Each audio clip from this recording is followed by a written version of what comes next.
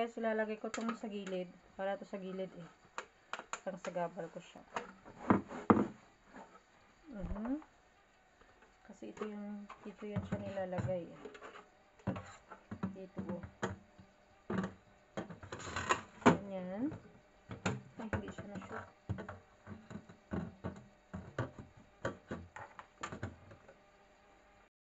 Naman guys, yung ating mga herbs. Lagay ko lang din siya dito sa gilid. Kumukuha dito siya ng space eh. Mga ano natin yan, mga herbs. Yan lang yan siya sa gilid.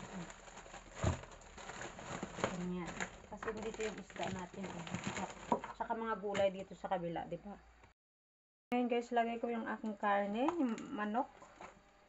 Ito yung manok natin. Lagay natin dito sa gilid. Manok yan, manok. Tsaka yung isa putin. Ito naman ang ating mga karne guys.